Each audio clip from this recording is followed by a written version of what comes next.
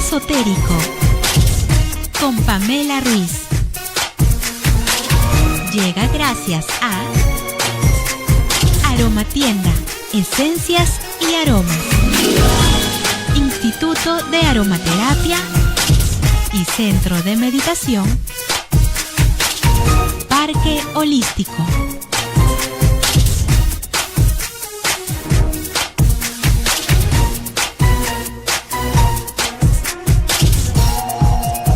Hola, ¿qué tal? Soy Pamela Ruiz para darles la bienvenida a Café Esotérico. Ya saben, este programa es auspiciado por la Aromatienda Esencias y Aromas, y si desean tener mayor información, pues pueden visitar la página web www.esenciasyaromas.com.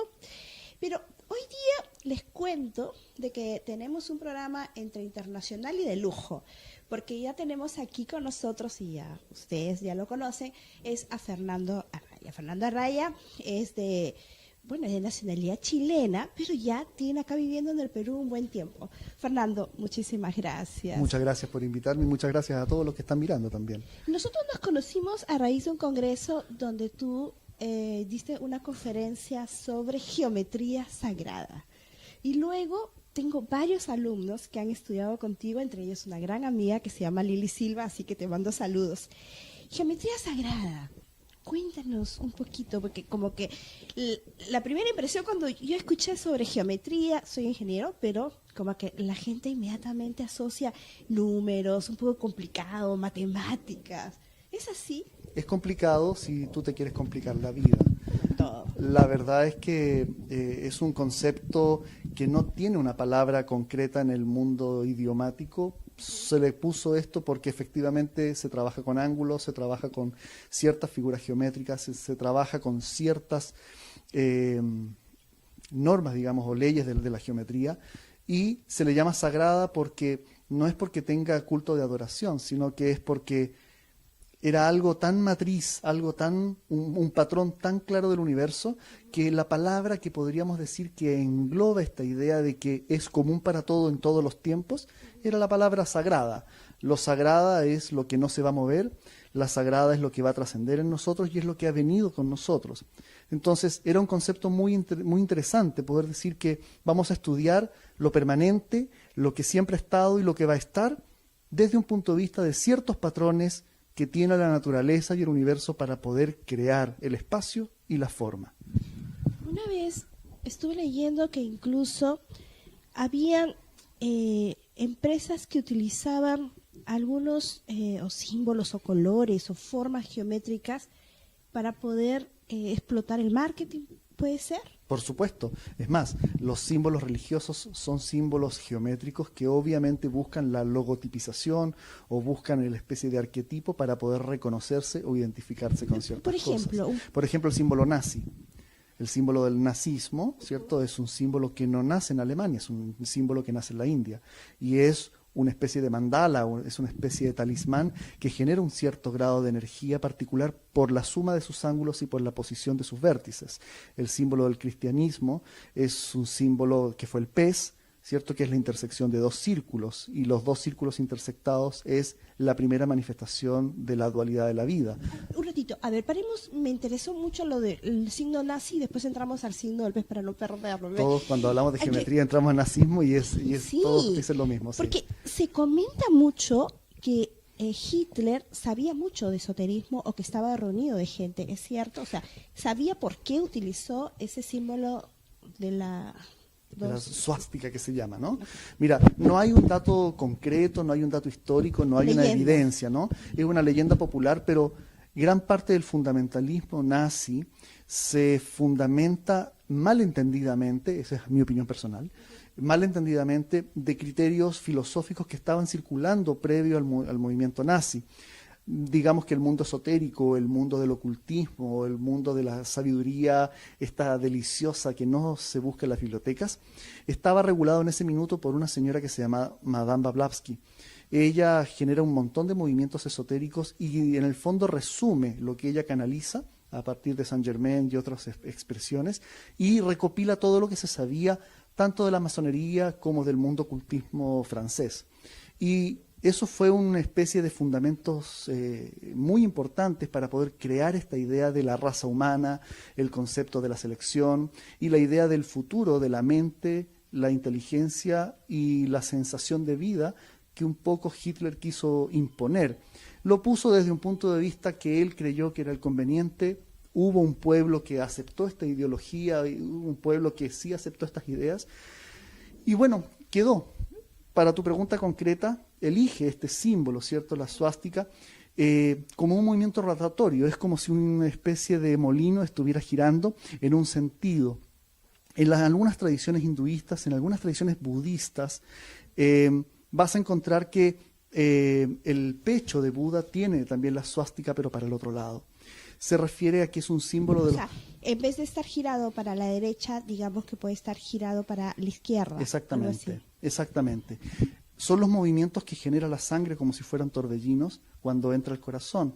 Son espirales que se forman, son formas de graficar en forma de símbolo lo que va a ser perpetuo, el movimiento perpetuo, la espiral, el punto cero. Y no sé si tenía tanta reflexión, solo lo podemos analizar desde hoy. Desde hoy creo que había una intuición, tal vez no verbal, tal vez no consciente, de que lo que se trataba de buscar era un símbolo que fuera perpetuo, que fuera algo, que fuera el punto cero para poder explotar al otro lado.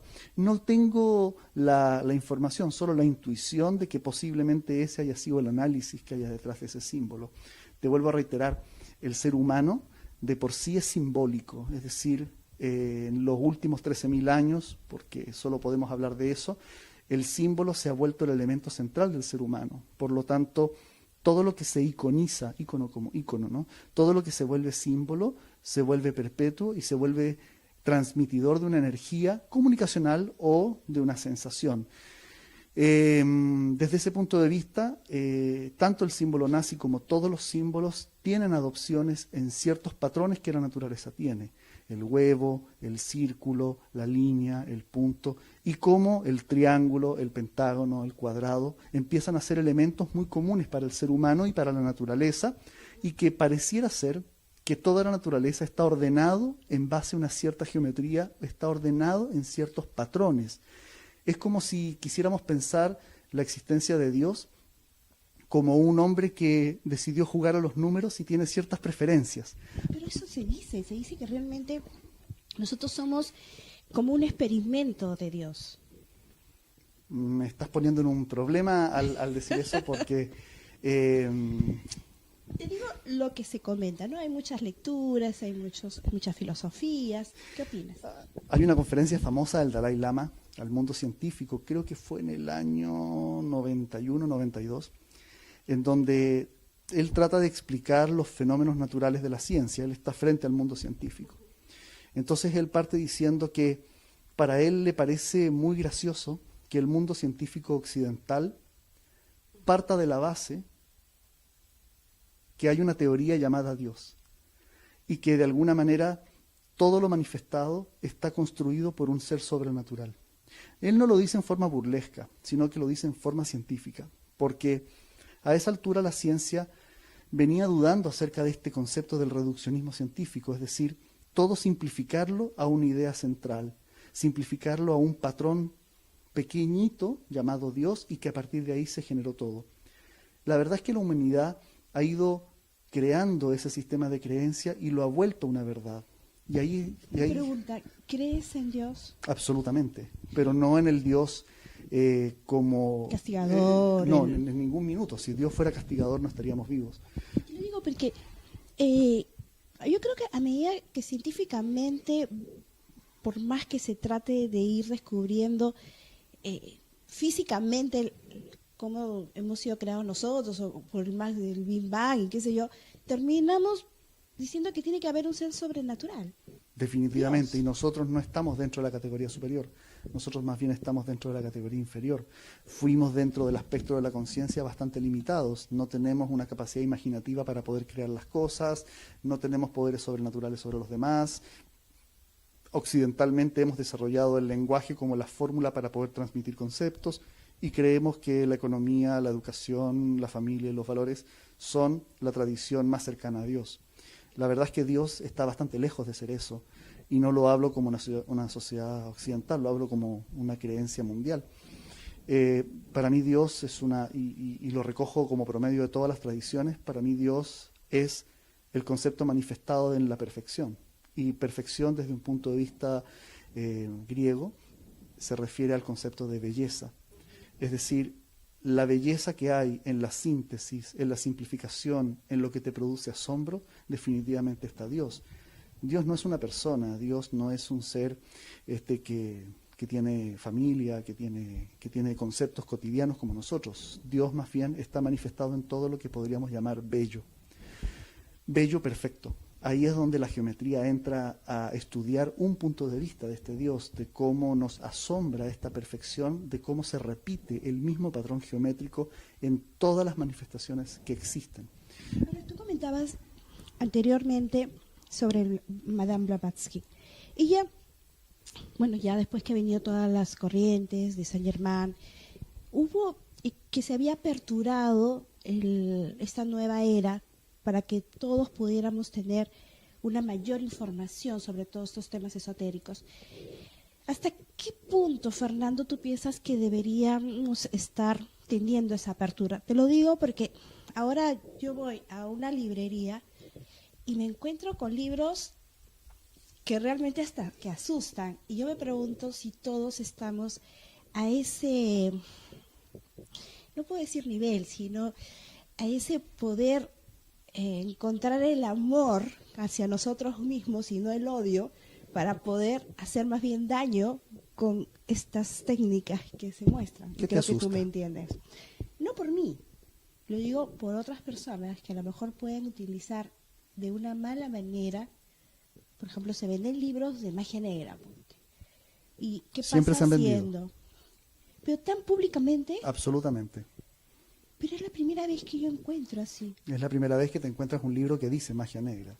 Pero a lo mejor la estaban magia, más esotéricamente o más oscuros. la magia O a lo siempre mejor ha mi pregunta estado- podría ser de otro lado, ¿no? Que a lo mejor antes estaban como más herméticos, más cerrados. Ahora como que yo lo veo como mayor apertura. Sí, bueno, ¿Hasta qué punto? pero eso también obedece a los movimientos de la tecnología que existen hoy en día. Siempre pensamos que, occidentalmente pensamos que tecnología es lo que se enchufa en la pared. Tecnología no es eso, sino que tecnología es lo que puede llegar a asombrar, que contiene información y que puede transmitir un contenido. Tecnología entonces puede ser tu cuerpo, ¿cierto? Es una máquina tecnológica tremendamente Funciona perfecta. sola. Imagínate si yo tuviera que estar pensando, sola. estómago trabaja, sangre Sí. fluye, olvídate. Sí, viviríamos, está calculado eso, solo lograríamos vivir 7 segundos. Ah, mira, ese detalle no sé. Sí, si tuviéramos control y conciencia de todos nuestros sistemas, solo viviríamos 7 segundos. Claro, terminamos locos. No tenemos la capacidad para poder coordinar tanto movimiento, tanta estrategia tecnológica. Respondiendo a tu pregunta, Tanta apertura. yo creo que la apertura se dio desde los mismos momentos en que la tecnología ofrece mayor dinamismo en la información. Hoy día es imposible no saber. Hoy día todo está en Google. Y no solamente en Google, sino que también está en estas Internet paralelas, ¿cierto? La Internet 2 y todo lo que tiene que ver con el uso de los blogs. Pero eso también es parte de nuestro proceso. Sí, definitivamente. Nosotros sabíamos mucho. Nosotros teníamos una capacidad de reflexionar y comprender los conocimientos más profundos, solo que no como lo comprendemos hoy día. El lenguaje no es una estrategia que fue inventada desde que el hombre existe. El lenguaje solo tiene 7.000 años. Anteriormente no teníamos lenguaje, antes teníamos una forma distinta de expresarnos. No existe testimonio viviente de esto, no existe un fundamento, pero todas las estrategias animales te dan parte de la información y lo otro es la capacidad de reflexionar y canalizar información. La humanidad antigua, estoy hablando de hace 28.000 años atrás, 48.000 años atrás, incluso 480.000 años atrás, que es parte del contenido de los cursos que estoy dictando actualmente. Después tenemos que hablar de eso. Sí. El concepto de comunicación era intuitiva. Aquí le llaman telepática, ¿cierto? Pero en realidad es intuitiva, es decir, yo vivo constantemente en el asombro de las cosas. ¡Ah! ¡Qué hermoso esto! ¡Wow! ¡Qué maravilla esto! Y en el asombro aparece una serie de reflexiones intuitivas, no lingüísticas, sino que experienciales, que nos permiten hacer sentir y conectarnos como una maravilla, con una perfección. Con la belleza. Con la belleza. El concepto, entonces, es que el mundo antiguo vivía del asombro, por lo tanto no tenía que ir al colegio, simplemente tenía que observar la salida del sol, tenía que observar la semilla germinar. Por lo tanto, el conocimiento era expresivo y exponencial. Luego de eso, nosotros codificamos eso en experiencia, es decir, los mismos hechos traumáticos, un río que se desborda, una montaña que se cae, tenemos que codificarla como una especie de memoria para que las siguientes generaciones tomen precauciones. Ahí aparece el lenguaje. Cuando yo diga, significa que el cerro se va a venir abajo cuando pasen ciertas cosas. Pero ahora que comentas ese tema de que antes sí nos asombramos de ver un sunset, un ocaso, pero y ahora lo hemos perdido. Lo estamos recuperando. Es ¿Qué decir, piensas? claro, es decir, Porque qué lindo, ¿no? Cuando salimos. es difícil porque van a pasar un montón de sucesos que no estamos acostumbrados y que la cultura lingüística de alguna forma lo prohíbe. El hecho de que haya tanta información disponible, lo único que pretende es volver al sentido del asombro. ¿Cuántos libros pendientes tienes en cama para leer? Un montón. Es más, decidí no comprar más libros. Decidí no comprar más libros, decidí no regalar más libros. Porque conversar con Fernando hay que tener un poquito de conocimiento, porque si no, nos perdemos. No es tanto, soy solo un buen alumno. Dime una cosa, yo recuerdo mucho, y sé, no he participado, que tú llegó un momento que estabas haciendo los laberintos. Sí. Y eso en base a geometría sagrada. Cuéntales qué significa un laberinto. Un laberinto es un código. Es un código no de cómo perderse, sino que de cómo encontrarse. Es cómo llegamos al centro. Los laberintos son estructuras geométricas que pueden ser de 3, 5, 7, 12, 18, 24, 36 brazos. Y puedes seguir algorítmicamente ese fenómeno de cuántos brazos tienes. Los brazos son códigos, son señales. Es como si una espiral se expande más o se expande menos. Eso hace que el mensaje llegue más lejos o llegue más cerca. ¿Sabes que mi primer encuentro con un laberinto fue en Chartres? Entonces, llega un momento que tú no sabes si estás arriba o comienzas y de pronto te ves a la derecha, a la izquierda, como estás en el suelo mirando. Claro, no son los laberintos que vemos normalmente en los castillos que se ven en las películas, sino estamos hablando de como laberintos dibujados en el suelo. Y llegó un momento que ya no sabía si estaba arriba, abajo, a la derecha, a la izquierda. Y en fin, es como un proceso de meditación. Realmente. Es un proceso de meditación. ¿Qué es lo importante de un laberinto? ¿La línea o el espacio? Son dos códigos distintos. Nosotros jugamos en los espacios, paseamos por medio de los espacios y lo único que crea la conciencia es la sensación de vacío. Por eso no sabes dónde te encuentras. Pero necesito un diccionario, por favor. A ver, vamos a retomar. Cuando tú compras una casa, línea y espacio. Cuando tú compras una casa, ¿qué compras? ¿Murallas o espacio? El espacio. Bien caro tu espacio, te voy a decir, porque compras bien caro el vacío. Lo que tú compras, lo útil, por lo general está lleno de vacío. La utilidad del vaso radica en el vacío que hay dentro de él. Yo le pongo lo que voy a llenar en ese espacio. Exacto. O sea, el amor, la familia, la calidez, es lo que se va a llenar de ese vacío. Exacto. ¿Qué es lo importante, lo corporal o la conciencia? Para mí, la conciencia. Exacto. Lo corporal sirve, el límite sirve, la línea sirve, la muralla... Ya saben, la próxima vez que estén con Fernando le voy a comenzar a hacer preguntas así de colegio. Sí, unos amigos dicen, primero, en la primera media hora vamos a definir el diccionario para poder entender qué es lo que quieres decir. Yo creo que eso es lo que deberías hacer. ¿Has escrito un libro ya? Dos. ¿Y con diccionario incluido? ¿O No, primero el no, diccionario y son después? son novelas. Debería... ¿Y dónde podemos encontrar las novelas? Todavía no están publicadas. Ya. Estoy todavía con una editorial en proceso de revisión. Hay que arreglar. Entonces déjalo ahí nomás. Y el otro va a para que ser nos una autoedición. El otro Ya, lo va a hacer para mí. Déjalo ahí porque yo sí soy de que los proyectos hasta Sí. que salga. Cuéntame de tus cursos. Actualmente estoy dedicado a difundir lo que es el conocimiento antiguo. Es justamente lo que estábamos hablando, hablar sobre la historia de las humanidades que hubo antes, sobre las conciencias que hubo antes, y toda la información son prácticamente las canalizaciones, los estudios de Madame Blavatsky, los estudios de los esotéricos como Eliphas Levi, todo el mundo de la Cábala y todo el mundo del conocimiento integrado, que lo único que nos hace es recordar una historia que está guardada en tu corazón. Todos nosotros hablamos de ciertos seres mitológicos y es como si nos iluminara el corazón. Y es simplemente ese recuerdo intuitivo, no lingüístico, que está en una expresión de asombro, que alguna vez una célula, una molécula tuya, se asombró contigo hace 480.000 años atrás. Y Fernando, ¿en verdad existe la conciencia colectiva donde Por se guarda supuesto. toda la información? Sí, se llama red crística. Es una conciencia artificial que decidió alguien hacerlo hace 13.000 años, donde creamos este concepto de lo colectivo. O sea, ¿ha sido creado por el hombre? Fue creado por algunos personajes muy especiales, Ok. que no fueron hombres. O que pueden ser de otras dimensiones. Sí, Llamémoslo ahí. sí, Ok. sí. Esto va para segunda y tercera parte, chicos, ¿ah? Porque yo creo ¿Cuánto que tiempo ese tenemos? tema... Los cursos los hago con mucho cariño, mucho amor, porque son historias que yo vengo sintiendo, no puedo decir estudiando, sintiendo desde hace mucho tiempo, y que la lectura y el encuentro con algunas personas van reviviendo ciertas memorias. Definitivamente es una verdad, no la verdad. Yo no puedo decirte que es la verdad. No existe la verdad, hay una verdad. Por lo tanto, los cursos que estoy dictando, más que sentido de curso, curso significa indicar un camino, es sembrar una sensación, sembrar la posibilidad de que eres más antiguo de lo que tú crees, sembrar que eres más trascendente de lo que tú crees, pero principalmente darte cuenta que en este momento estamos volviendo evolutivamente a ser como éramos antes, pero evolutivamente, es decir, mejorados, es decir, adaptados. Porque de verdad que no me quiten, por favor, una laptop o un celular. Es una broma aparte. Es muy cierto. Con la tecnología de hoy. Yo soy súper tecnológico en ese sentido. Pero también he descubierto que las tecnologías son pasajeras, ¿no? Hoy día tener un iPhone, la verdad es que es algo intrascendente. Lo trascendente es saber usarlo. Solamente una pregunta que se va a quedar porque ahora sí va a tener que venir obligadamente, así entre comillas, Fernando.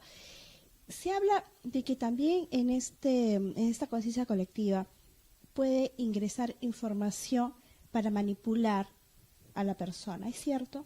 Nosotros somos seres manipulados, definitivamente. Sí. Y que puede ingresar a esta... Siempre ha existido. Es una red tremendamente permeable, es una red tremendamente influenciable. Este planeta siempre fue un hub, siempre fue un lugar ¿A qué te refieres con que hub? es un lugar donde llegan muchas conciencias de muchas dimensiones y de muchos sistemas solares distintos. Este planeta siempre fue pensado como no un lugar de experimentación, sino que un lugar donde se iban a crear las evoluciones necesarias. Estamos hablando de conciencias y seres que tienen una existencia de 360.000 años, 500.000 años, es decir, nosotros vivimos simplemente un segundo de lo que ellos consideran una eternidad. ¿Siempre te gustó enseñar, Fernando? Sí, Se nota. porque tuve grandes profesores. No, y se nota el amor, la pasión que le pones a los temas. Entonces, ¿dónde te podemos encontrar? Teléfonos y los cursos que últimamente estás dando ahora. En Facebook. Yo creo que simplemente pones Fernando Araya y vas a encontrar la estrellita de Mercaba, una estrella de 6 puntas y inmediatamente me vas a reconocer. Y también estoy usado con geometría sagrada, porque algo debe tener un significado ese... Todo tiene significado. Yo les digo, ya En estoy 10 comenzando segundos, a conocer. en 10 segundos se puede explicar simplemente un sentimiento. Lo único que te puedo decir es que ese símbolo es nuestro origen. Wow. Y después lo demás podemos seguir, después saber si le puedo conseguir más información. Lo que sí te voy a comprometer, y así en cámara, es que la próxima vez que hagas un laberinto, ahora me imagino, yo sé que lo hacías para Año Nuevo, bueno, la próxima me comprometo, con Alonso nos comprometemos a ir a hacer uno especial, para que la gente vea en vivo lo que es poder participar en un laberinto. Lo interesante de los laberintos no es que los haga yo, lo interesante es que ahora muchos van a empezar a hacer laberintos. Lo interesante es lo que uno inicia, que no lo concluya, sino que lo tomen otros y otros lo sigan. Quiero decirte que lo trascendente en la vida no es concluir las cosas, sino que ser el impulsador. Por lo tanto, otros tienen que tomar tu trabajo, otros tienen que tomar tu legado, otros tienen que tomar los laberintos que uno hizo para que vayan experimentando con otras formas, en otros lugares y en otros momentos. Por lo tanto, lo más probable es que yo siga haciendo laberintos, pero para que otros sigan haciendo cosas. El fundamento central de mi vida es dejar una especie de huella, dejar una especie de inicio, a veces concreto, a veces cerrado, para que vaya generándose una energía de contagio en muchas cosas. Pero ahí hay dos cosas, ¿no? De que al menos nos atrevemos a hacerlo. Y Hay un errado cuento- o no errado, nos atrevemos a hacerlo. ¿Cuánto tiempo tenemos? Ahora sí estamos Ok. nos atrevemos a hacerlo. Y lo otro es que, para mí personalmente, lo que voy a coger un poco tu idea, o lo que dijiste, es que es lo único que podemos dejar. O sea, no nos podemos llevar todo el conocimiento a nuestra tumba. Es nuestro legado. No es de nadie el conocimiento. Alguien tiene que tomarlo y perfeccionarlo. Así, y es como se va perfeccionando. Y con la tecnología mejor. Bienvenido, de todas maneras, el iPod y el laptop y todo eso. Muchísimas gracias, Fernando. Gracias a ti. Realmente ha sido encantador poder haberte entrevistado. Gracias. Bueno, por mi lado, ya saben, es contenta hoy día, he aprendido un montón y encima me han hecho cuestionario, conciencia o cuerpo, o qué es lo mejor, la línea o el tiempo. Ya saben, muchísimas gracias, hasta la próxima edición de Café Esotérico. Gracias, Fernando. Gracias.